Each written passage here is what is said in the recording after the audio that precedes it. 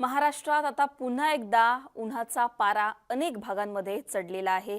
40 degree सेल्सिअसच्या वर अनेक भागांमध्ये तापमान गेलेलं आहे। त्याच्यामुळे तुमच्या भागात पुढचे काही दिवस कशा प्रकारचं तापमान असणार आहे, तुमच्या भागामध्ये हीटवेव्हचा इशारा देण्यात आलेला आहे का, आणि इतक्या कडक उन्हामध्ये सुद्धा पावसाची शक्यता वर्तवण्यात आलेली आहे। त्याच्यामुळे पावसाच्या रडारवर असलेले हे जिल्हे नेमके कोणते आहेत हे सगळं या व्हिडिओच्या माध्यमातून जाणून घेणार आहोत।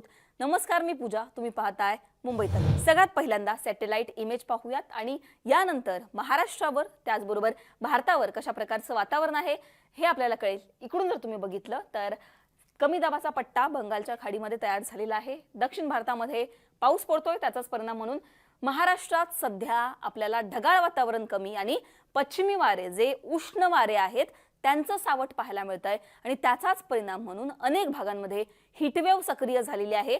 मॅप पाहूयात, मॅप वाईज कशा प्रकारे अलर्ट दिलेले आहेत, मॅप वाईज कोणत्या जिल्ह्यांना काय अलर्ट आहे।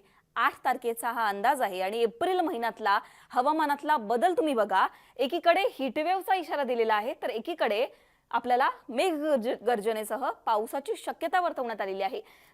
उत्तर महाराष्ट्राचा भाग बघा, नाशिक, जळगाव, धुळे, नंदुरबार मध्ये हीटवेव्हचा इशारा दिलेला आहे। 40 डिग्री सेल्सिअसच्या वर तिथे तापमान असू शकतं।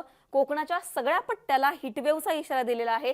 त्याचबरोबर दुसरीकडे सातारा असेल, कोल्हापूर असेल, सांगली असेल आणि याबरोबर हा खालचा जो सगळा परिसर आहे या भागामध्ये मेघगर्जनेसह पाऊस पडेल असा अंदाज दिलेला आहे। इकडे जर तुम्ही बघितलं हा विजांचा इकडे जो आपल्याला इमोजी दिसतोय, जो की जे चिन्ह आहे ते जे आहे ते पावसाच्या इशाऱ्याचं आहे। इकडे तुम्ही जर बघितलं अकोला आणि यवतमाळ विदर्भातील या 2 जिल्ह्यांमध्ये हीटवेव्ह असणार आहे। काल जर तुम्ही बघितलं तापमान तर आपल्याला विदर्भामध्ये सगळ्यात जास्त म्हणजे 40 डिग्री सेल्सिअसच्या वर तापमान पाहायला मिळालं। अमरावतीमध्ये 41, बुलढाण्यामध्ये 37, ब्रह्मपुरीमध्ये 41, चंद्रपूर 41, गोंदिया 38, धाराशिव 37, संभाजीनगर 39, बीडमध्ये जर आपण बघितलं तर तिथे सुद्धा 39, अकोल्यामध्ये 41, 40 डिग्री सेल्सिअसच्या वर संभाजीनगर आणि विदर्भामध्ये त्याचबरोबर मराठवाडा आणि विदर्भामध्ये तापमान गेलेलं आपल्याला पाहायला मिळतंय आणि याच भागांमध्ये पावसाची सुद्धा शक्यता वर्तवण्यात आलेली आहे। त्याच्यामुळे वातावरणातला हा बदल बघा। पुढचा म्हणजे 9 आणि 10 तारखेचा अंदाज काय आहे ते सुद्धा आपण पाहणार आहोत। इथे सुद्धा सेम सोलापूर, लातूर आणि परभणी जे आहे मराठवाड्यातील काही जिल्हे म्हणजे परभणी असेल किंवा लातूर, त्याचबरोबर सोलापूर आणि धाराशिव या भागांना सुद्धा मेघगर्जनेसह पाऊस पडू शकतो असा इशारा आहे। त्याचबरोबर कोकणात सिंधुदुर्ग जो सोडला तर बाकी सगळ्या जिल्ह्यांना हीटवेव्हचा इशारा दिलेला आहे। उत्तर महाराष्ट्रामध्ये हीटवेव्ह आहे, विदर्भातील नागपूरमध्ये हीटवेव्ह आहे। 10 तारखेला 3 जिल्ह्यांमध्ये नांदेड असेल, लातूर असेल आणि सोलापूर असेल या ठिकाणी पाऊस पडू शकतो असा अंदाज हवामान विभागाने वर्तवलेला आहे। आता 3 ते 4 दिवसांचा हवामानाचा हा अंदाज होता आणि थोडक्यात आपण काय बघितलं तर अनेक भागांमध्ये खास करून कोकण असेल आणि उत्तर महाराष्ट्र असेल या भागांमध्ये हीटवेव्हचा इशारा आहे।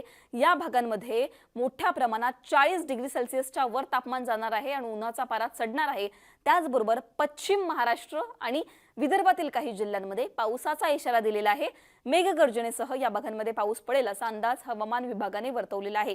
एकीकडे कडक ऊन आहे तर दुसरीकडे पावसाची सुद्धा शक्यता वर्तवण्यात आलेली आहे। मुंबईतल्या तापमानाबद्दल बोललो तर 35 डिग्री सेल्सिअसच्या वर मुंबईमध्ये तापमान आहे आणि पुढचे 2 दिवस असंच तापमान मुंबईमध्ये पाहायला मिळणार आहे। 10 तारखेनंतर पुन्हा एकदा महाराष्ट्रात अवकाळी पावसाचं सावट येऊ शकतं। पुन्हा एकदा महाराष्ट्रात सोसाट्याच्या वाऱ्यासह पाऊस येऊ शकतो अशी शक्यता वर्तवण्यात आलेली आहे। 10 तारखेनंतर कशा प्रकारचा हवामान अंदाज असेल याचे व्हिडिओ आम्ही करू आणि ते तुम्हाला सांगूच। पण सध्या हवामान रिलेटेड तुम्हाला काही प्रश्न असतील तर ते तुम्ही कमेंट सेक्शन मध्ये मांडू शकता। तुमच्या भागामध्ये सध्या कशा प्रकारचं वातावरण आहे, तिथे काय परिस्थिती आहे हे सुद्धा कमेंट मध्ये सांगायला विसरू नका। मुंबई तकला तुम्ही जर अजून सबस्क्राइब केलं नसेल तर सबस्क्राइब करायला विसरू नका। हा व्हिडिओ पाहिल्याबद्दल धन्यवाद।